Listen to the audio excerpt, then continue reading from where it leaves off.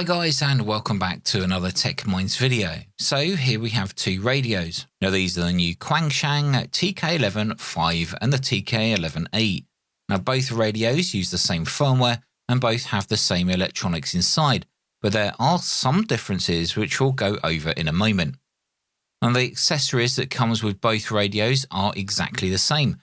You get this little T-shaped antenna, which according to the specification supports receiving from 153 kHz to 1.8 MHz fairly well. And then 1.8 MHz to 18 MHz kinda semi-okay. Again, we'll test those in a bit.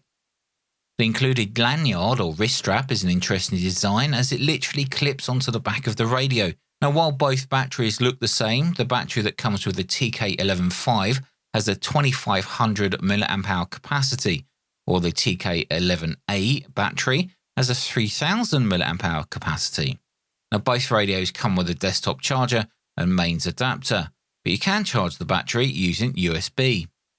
Of course, you do get a little USB to USB-C cable provided in the box, and unfortunately this cannot be used to program the radio. Now both radios come with the same antenna, and this antenna is kind of special. Well, because it supports 3 of the available transmitting bands the radio covers. Now that's going to be 6 meters at 50 MHz, 2 meters at 145 MHz, and 70 centimeter, which is around 430 MHz. Now apart from being able to receive and transmit on those 3 handbands, it can also receive all mode. That's upper sideband, lower sideband, AM, CW, and FM. Now that's pretty darn cool if you ask me, especially if it can receive sideband on 2 meters.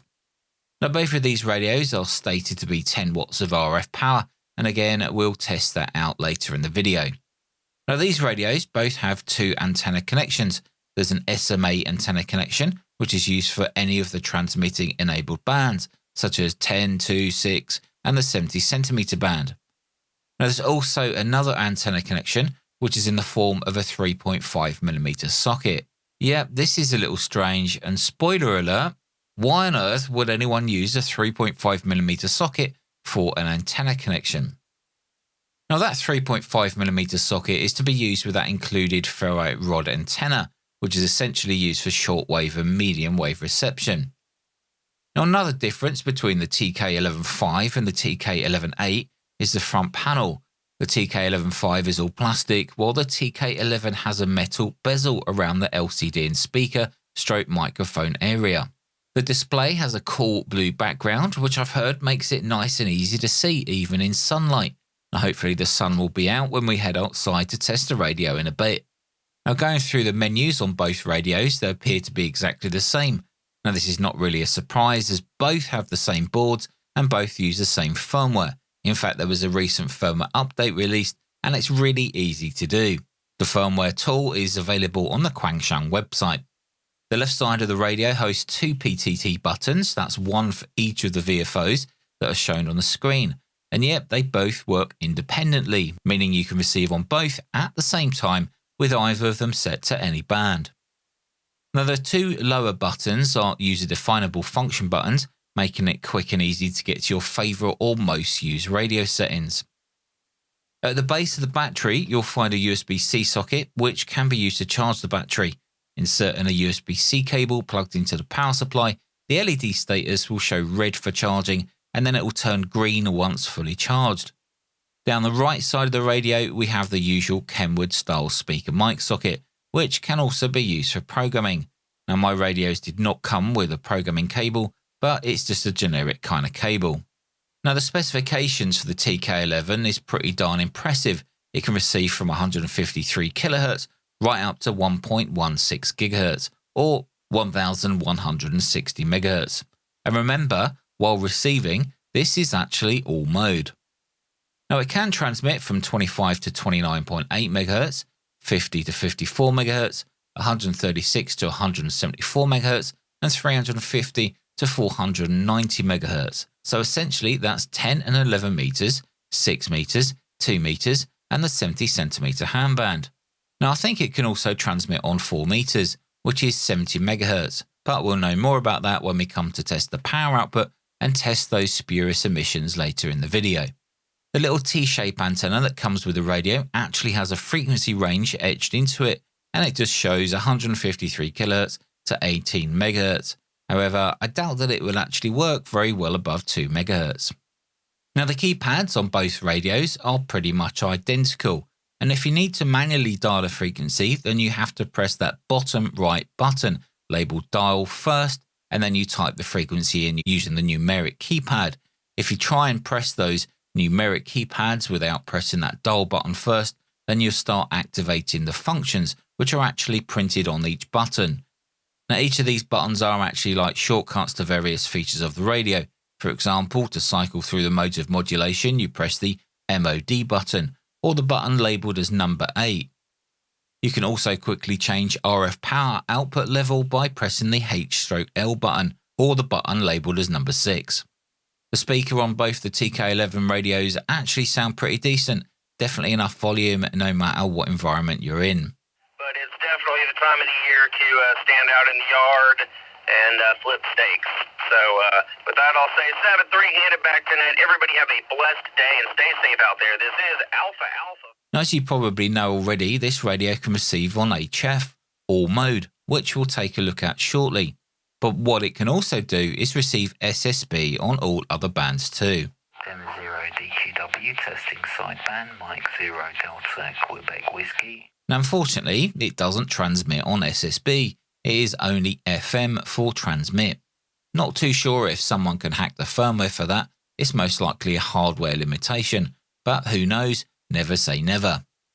Okay, so let's quickly test the power output on each band. So on 2 meters, it appears to output around 7.5 watts. And don't forget, I'm going through my power meter here into a 100 watt dummy load. Now up on the 70 centimeter band, it appears to output around 8.5 watts, so slightly more than the 2 meter band.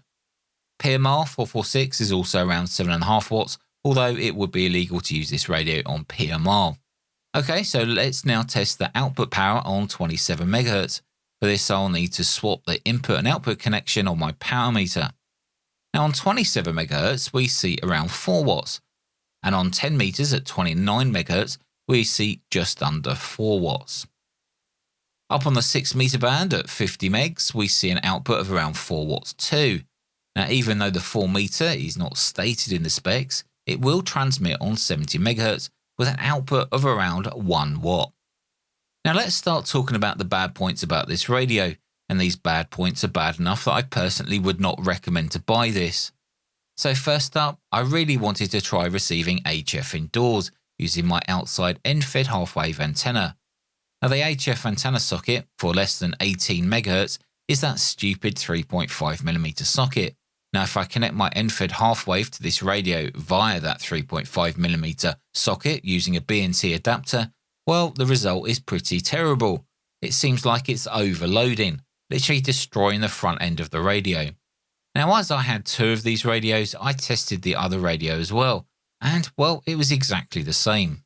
So I wondered if the BNC adapter had an issue, even the patch cables that I was using between the radio and the antenna. However, using another adapter and different patch cables, it was exactly the same. Now what I did realise is that if I pulled out the adapter slightly, then it kind of worked, but it looked like it was receiving a lot lower than it should be. Of his day. Actually, when Draper was a younger player, when he was a junior, he was... movement and defense, which is now helping him because he's grown into his body. He's come through some of these tough injury setbacks that he's had the last couple of years, inclusive of a hip injury, actually, that troubled him over the off-season and threatened his Australian. Now I had seen others making videos using telescopic antennas outside, so I thought I'll try it myself. 3 sets of tennis, and the format of the Grand Slams just happens to be that the men play best of 5 and the women play best of 3.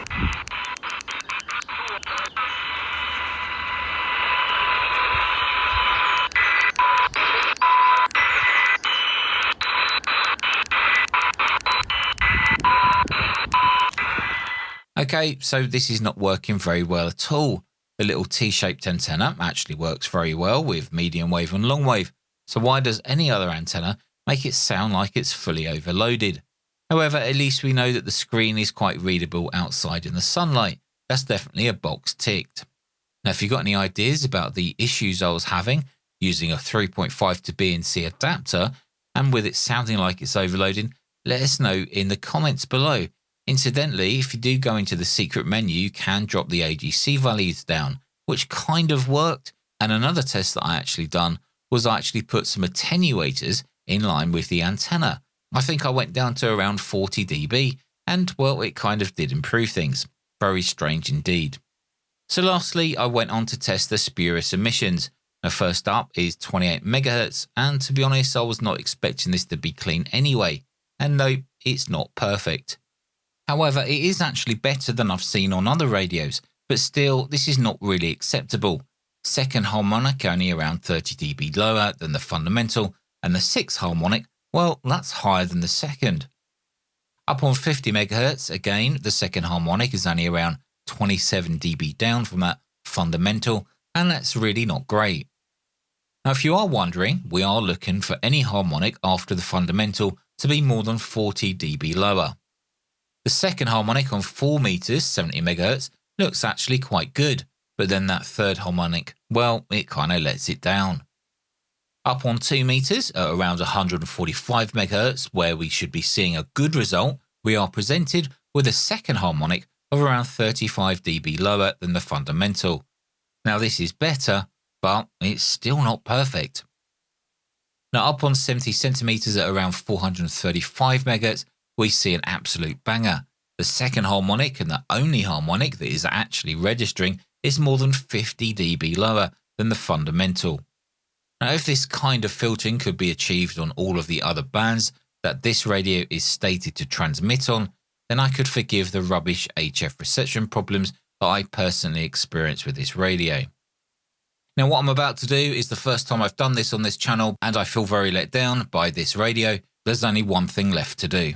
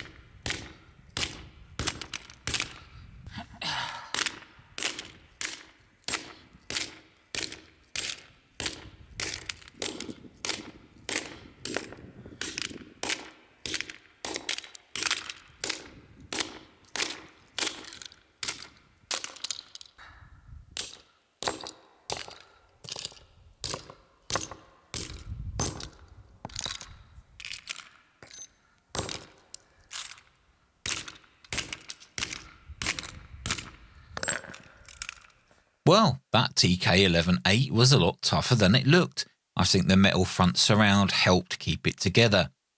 Now, full disclosure here, the only reason I tickled this radio with a hammer was because I made a mistake while trying to open the radio to take a look inside. Now on the back, there's actually 4 screws that holds the radio together. I also thought there was actually a 5th screw located under that serial number sticker towards the bottom. Now this is because some manufacturers actually place screws here, and I was feeling around the serial number sticker and felt a hole.